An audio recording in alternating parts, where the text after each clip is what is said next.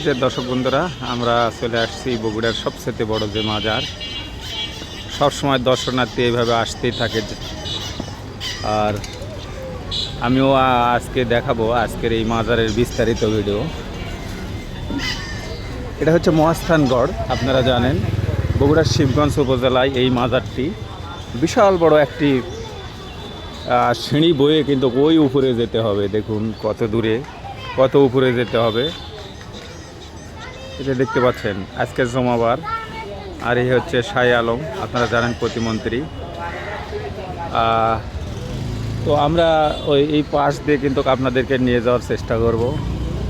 ঠিক আজকে এই বগুড়ার মাজার আপনাদের ঘুরে ঘুরে দেখাবো। আমি রয়েছি মোশাররফ হোসেন ইমন, আপনার প্রিয় বন্ধু কন্টেন্ট ক্রিয়েটার মোশাররফ হোসেন ইমন। আমি আছি আপনাদের সাথে। তো এই যে দেখুন, আমি আপনাদেরকে নিয়ে যাচ্ছি। বিশাল বড় একটি জায়গা, বিশেষ করে একটা পাহাড়। আর সবসময় কিন্তু দেখুন পর্যটক কীভাবে আসে এই জায়গায়, আপনারা দেখতে পাচ্ছেন। ঝাঁকে ঝাঁকে কিন্তু পর্যটক সবসময় আসতেই থাকে। উত্তরবঙ্গের ভিতর সবচেয়ে বড় যে দর্শনীয় যে মাজার বা ঐতিহাসিক স্থানগুলো এই হচ্ছে শিবগঞ্জেই অবস্থিত। বিশেষ করে ওই কটকটির দোকান, শাহ সুলতান কটকটির দোকান দেখতে পাচ্ছেন ওই যে সামনে। এগুলো কিন্তু ভিআইপি ধরনের কিন্তু কটকটি পাওয়া যায়। আর ঐতিহাসিক সে কটকটি আপনারা জানেন, সেই মহাস্থানগড়ের কটকটি।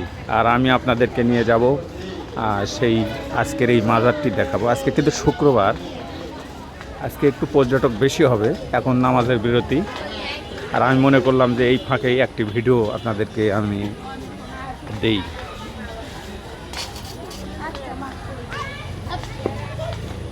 আমি যাচ্ছি আপনাদেরকে নিয়ে। অনেক দূর উপরে উঠতে হবে।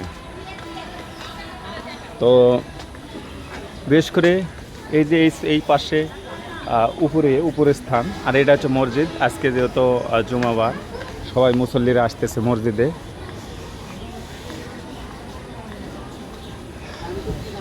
আর বিশেষ করে এই পাশে হচ্ছে মহিলাদের নামাজের স্থান।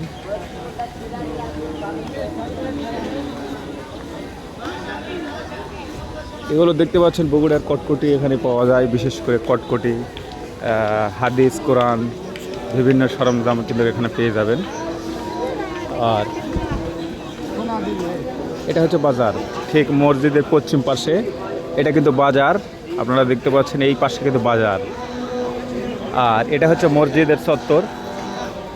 আর আমরা কিন্তু আপনাদেরকে নিয়ে যাব ঐতিহাসিক একটি গেট, অলৌকিক গেট। যে গেট কষ্টি পাথরের গেট, যে কেউ কোনো সরকার বাংলাদেশের সেটা কিন্তু ভাঙতে পারেনি আজ পর্যন্ত। আর একটা বিষয়, একটা কবর, সেটা হচ্ছে 2 তলা কবর। দেখে অবাক হয়ে যাবেন, মাটির থেকে উপরে কবর, একদম প্লাস্টার করা, সেটাও দেখতে পাবেন। তো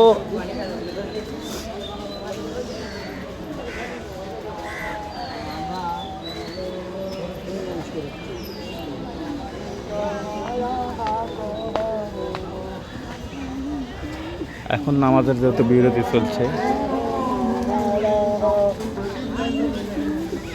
আমি আপনাদেরকে ঘুরে ঘুরে কিন্তু আজকে দেখাবো এই মাজার।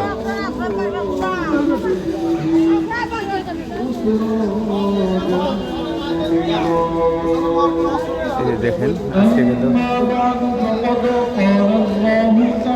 মাজার। এটা বিশাল বড় একটা মসজিদ, এত বড় মসজিদ।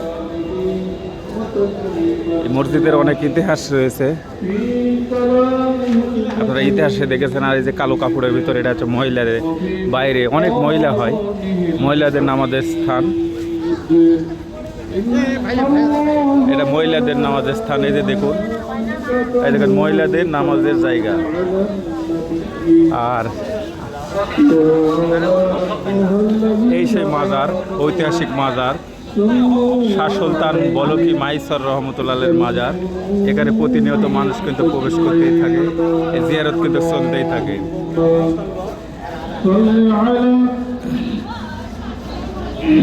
খুতবা শুরু হয়ে গেছে। وعلى آل سيدنا পাচ্ছি একটি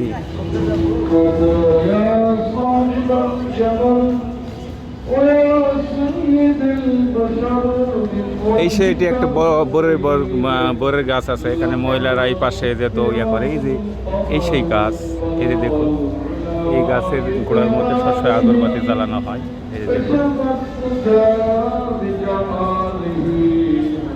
এই যে বরের গাছ এই কাঁটাবিহীন বরের গাছ আর এটা হচ্ছে মহিলারা এই পাশে আর এই যে এখন মুসল্লিরা আসা শুরু হয়েছে কিছুক্ষণের মধ্যে এই বাইরে ভিতরে সব কিছু ভরে যাবে এই যে দেখতে পাচ্ছেন কারণ আজকে শুক্রবার গরিবের হজের দিন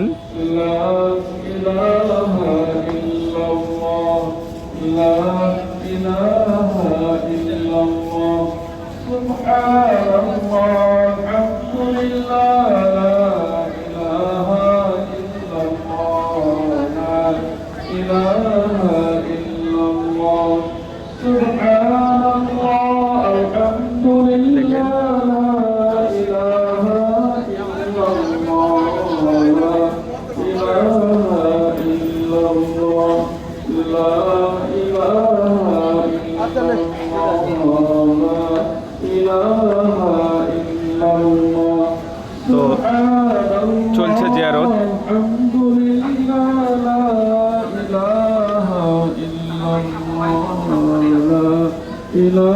আর এই কালো কাপড় দেওয়া আছে এখানে মহিলারা নামাজের স্থান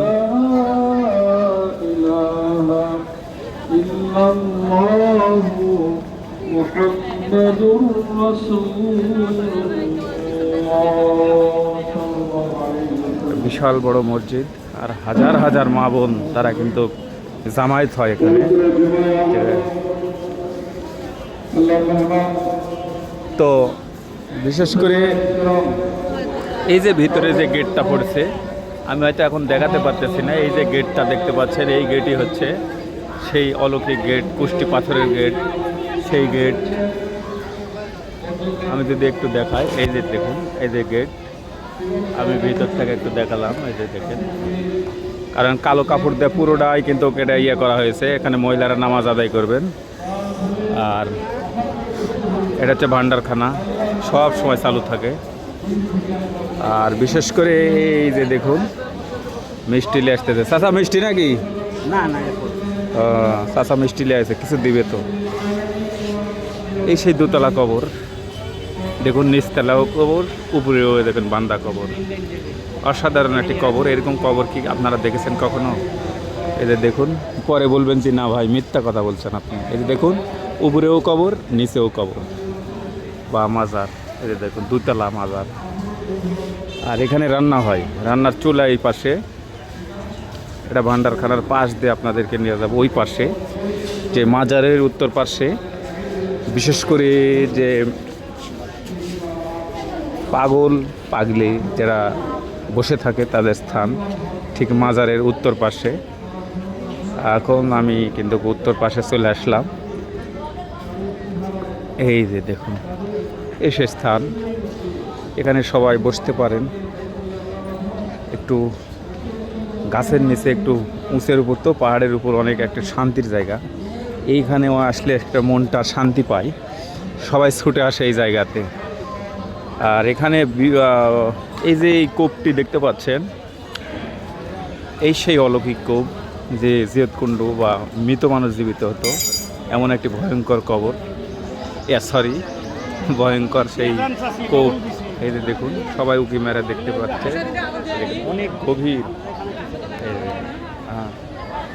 অনেক গভীর এখানে সবাই দেখতে আসছে এই দেখেন উকি মেরা দেখতেছে এই হচ্ছে জিয়তকুণ্ড বা মৃত মানুষ জীবিত হতো কিন্তু এখন যেটা দেখানো হয় ইন্টারনেটে সেটা হচ্ছে বিশেষ করে রাজার বাড়ির পাশে যে কূপটি আদৌ সেটা পানি খাওয়ার কূপ ছিল আর যেটা হচ্ছে জিয়তকুণ্ড অরিজিনাল সেটা কিন্তু এটা কালী মন্দিরের পাশে তো এখন ওই সরকার 2 টাকার একটা সাইনবোর্ড ঝুলিয়ে দিয়ে পাগার পার তো আপনারা জানেন যে এই বগুড়াতে যে বেহুলার বাসর ঘরের যে দাবি করা হয় সেটা আদৌ এটা বাসর ঘর নয় এটা হচ্ছে একটি মন্দির ছিল মেদ মন্দির সেটাও কিন্তু পাশে আর বেহুলার বাসর ঘর যদি দেখতে চান তাহলে যেতে হবে চম্পকনগর সেই ভারতের আসামে অবস্থিত, যা আমরা দেখেছি।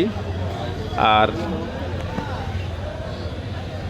এই জায়গার অনেক ইতিহাস রয়েছে, কারণ এই শাহ সুলতান বলকি মাইসর রহমতুল্লাহ তিনি কিন্তু ইসলাম প্রচার করার জন্য সেই কাবুল থেকে এসেছিলেন। কাবুল মানে আফগান থেকে, আফগানিস্তানের কাবুল থেকে এসেছিলেন। তিনি কিন্তু বাদশার পুত্র ছিল, একমাত্র বাদশার পুত্র ছিল সেই সুলতান।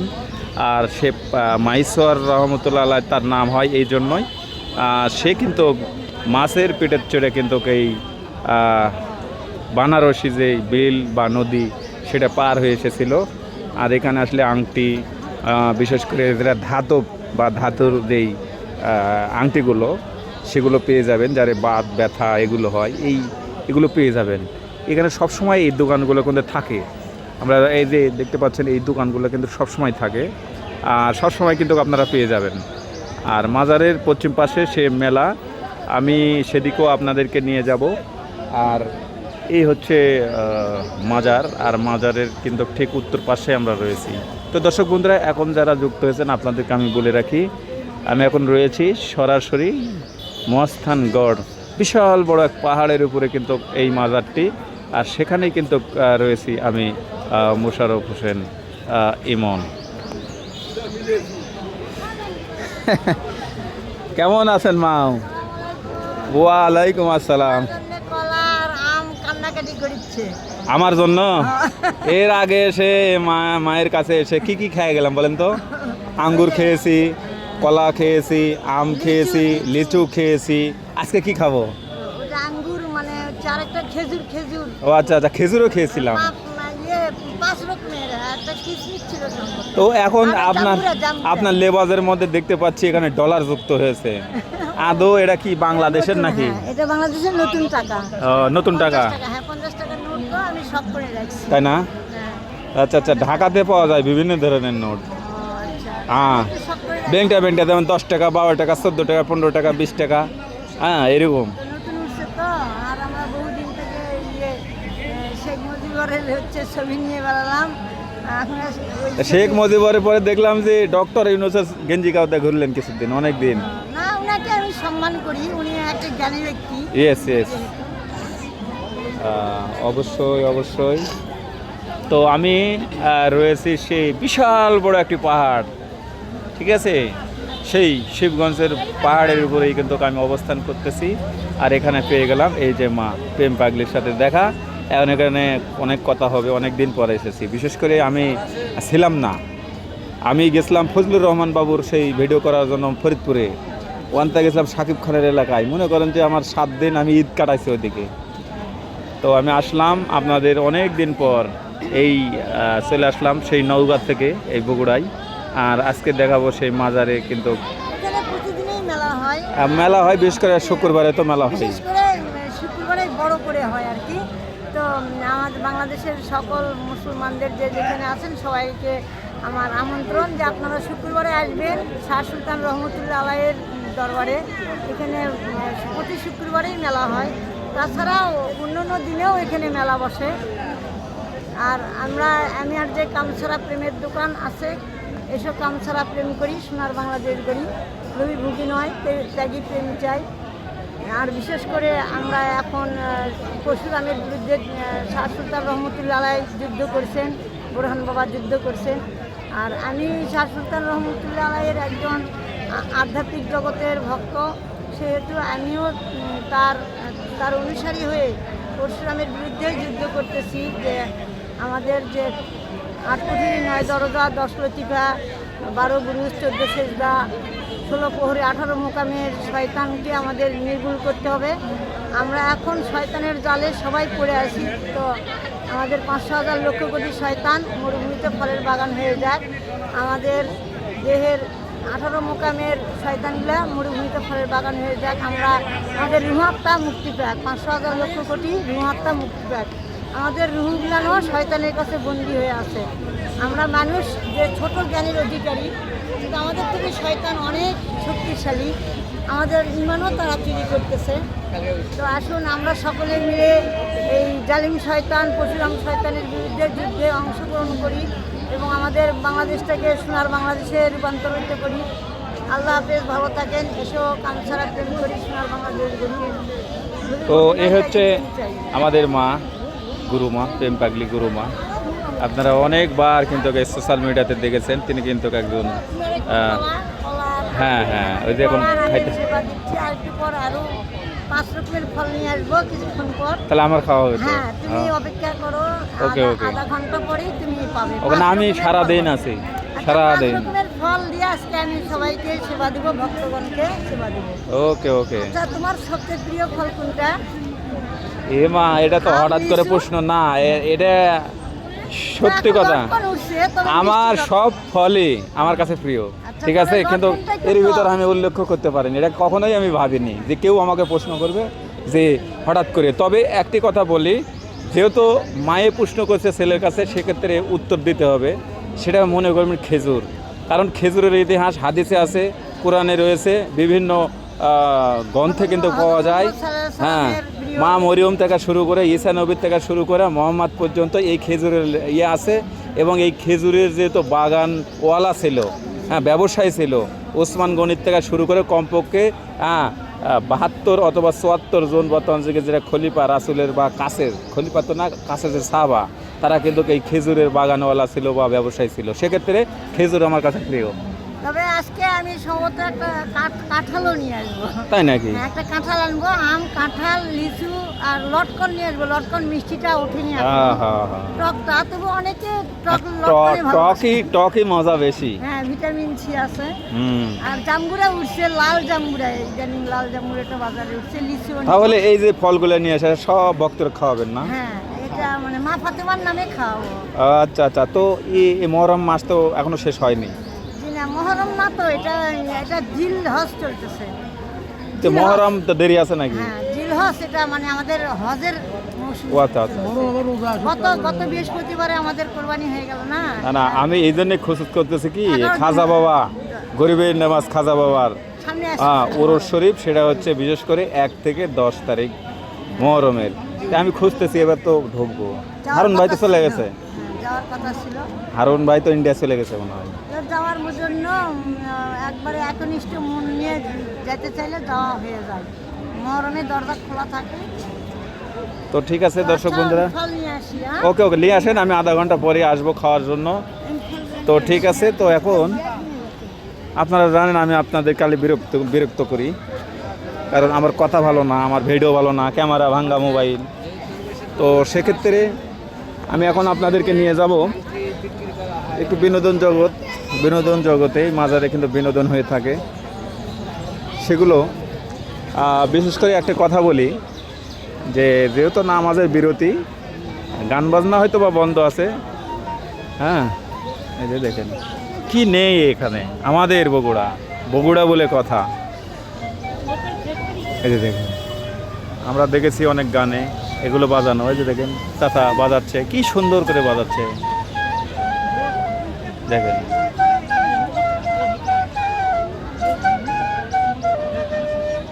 আল্লাহু আল্লাহু।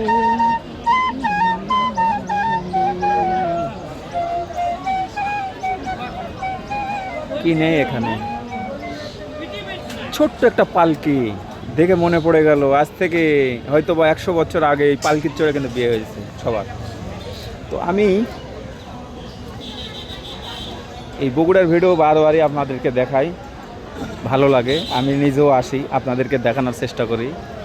এই যে এখন আমি কিন্তু চলে যাব সেই বিনোদন জগতে, আর ওই পাশে যেই কিন্তু আমি আপনাদেরকে বিস্তারিত দেখাবো। সেখানে অনেক অলৌকিক পাথর রয়েছে, ছোট ছোট পাথর রয়েছে, যেই পাথর কারেন্ট হয়ে যায়, যেই পাথর অনেক ভয়ানক রূপ ধারণ করে। সেখানে এমন একটি পাথর আছে, সেই পাথর মানুষের মতো জিকির করে, কান্না করে, কত কি করে। সেই অলৌকিক পাথরগুলো কিন্তু সামনে রয়েছে, সেটা দুধ পাথর নয়, অন্য কোনো পাথর। সেই সন্ধানেই কিন্তু আপনাদেরকে নিয়ে যাব সেই মহাস্থানগড়ের রহস্যময় যে পাথরগুলো রয়েছে সেই পাথরের কাছে। তো যাই হোক, আমি আপনাদেরকে যাচ্ছি। অনেক পর্যটক, তারা ভক্তরা কিন্তু ছুটে আসতেছে আজকের এই মহাস্থানগড়, একটা ঐতিহাসিক মহাস্থানগড়। যে আচ্ছা বেহুলার বাসর ঘর আছে কত দূর এখানে কয় টাকা ভাড়া তাই নাকি ওই যে লোয়ার বাসর ঘর নাকি ওরে বাপরে বাপ এটি লোয়ার এখানে ভ্যানালা ভাইজান তিনি বলছেন যে এখানে কিন্তু লোয়ার বাসর ঘর বা বেহুলার লক্ষিন্দরের যে বাসর ঘর এখান থেকে এই মহাস্থানের মাথাতে মাত্র 20 টাকা ভাড়াতেই কিন্তু যাওয়া যায় সেই মহাস্থানগড় যেই ঐতিহাসিক যে বাসর ঘর সেখানে। আর এই বাসর ঘর বলতে গেলে আপনাদের বলতে হয় যে সেই সময় চাঁদ সদাগর তার ছেলেকে বাঁচানোর জন্য লোহার বাসর ঘর করেছিল, তাও যেন সাপে যেন না কাটতে পারে, কিন্তু শেষে সেও রক্ষা হয়নি, সেখানেও কিন্তু সবল দিয়েছে। তো এইভাবে সেই ইতিহাস ওইদিকে আমি না যাই, যেহেতু আমি আপনাদের দেখানোর চেষ্টা করতেছি যে টুকটাক আসলে আজকে যে শুক্রবার, প্রতি শুক্রবার এই মেলাটা অনুষ্ঠিত হয় বা ভক্তরা ছুটে আসে সেই মহাস্থানগড়। আর আমিও কিন্তু পাগল চলে আসছি আপনাদের এই ভাঙ্গা মোবাইল দিয়ে আপনাদের মন চাঙ্গা করার জন্য সেই ঐতিহাসিক মহাস্থানগড়ে। এখানে অনেক পাথর কিন্তু রয়েছে, সেই পাথরগুলো কিন্তু রহস্যময়, কিন্তু কেউ জানে না এই পাথরের রহস্য। যেমন দেখেন এখানে মা বোনেরা খুঁজে চলে আসলো, এখানে সারিবদ্ধ করে যে পাথরগুলো রয়েছে এই যে দেখুন, এক একটা পাথর এক একটা কালার, দেখবেন একটা সাদা, একটা কালো, একটা বেগুনি, তার সাথে বেগুনি, আর একটা দেখেন রহস্যময়। তো এই পাথর সম্বন্ধে কি আমরা জানি? কখনো কিন্তু জানি না, কিন্তু এই পাথর সম্বন্ধে কিন্তু আমি জানি, কিন্তু বললে কি হবে, আপনারা তো বিশ্বাস করবেন না। তো যেখানেই সন্ধ্যা হয় সেখানেই বাঘের ভয়, সেখানেই সন্ধ্যা হয়, একটা কথা রয়েছে। তা আমি এখানে আসলাম, আমি হাতির দেখে ভয় পাই, কিন্তু এখানে চলে আসলাম, দেখেন হাতি, কি একটা অবস্থা, কি বড় একটা হাতি এদের দেখতে পাচ্ছেন, এদের দেখেন। আজকে মেলা কিন্তু জমে উঠেছে। সে দুধ পাথর, এই দুধ পাথর বলে এই হাতি বলে লড়াতে পারেনি, আজকে দুধ পাথর এবং এই হাতি একই জায়গাত কিন্তু আমি দেখলাম। হ্যাঁ দেখেন। তো এই হচ্ছে মহাস্থানগড়ের ঐতিহাসিক এই গাছ, এই গাছেরও কিন্তু রহস্য রয়েছে। আর এই যে মেলা, আমি যদি একটু আমার ভাঙ্গা মোবাইল দিয়ে যদি ঘুরে ঘুরে দেখাই, তাহলে আপনাদের মন চাঙ্গা হতে পারে, নাও হতে পারে।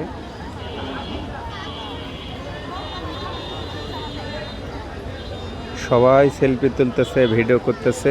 আর আমরা শুনেছি যে এই হাতির প্রিয় খাবার হচ্ছে কলার গাছ। এই যে মুখের সামনে কিন্তু কলার গাছ এসে দেওয়া হয়েছে, এই কলার গাছ আর প্রয়োজনের সময় হলে কিন্তু খাবে।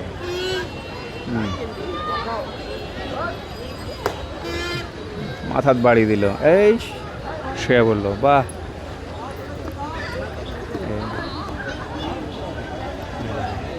হাতির শোয়ার দৃশ্য হয়ে দেখে, অসাধারণ একটা ভিউ। তো ঠিক আছে, আপনারা সবাই ভালো থাকেন, আমি এই মেলাটি দেখানোর চেষ্টা করলাম। সবাই ভালো থাকবেন, আল্লাহ হাফেজ।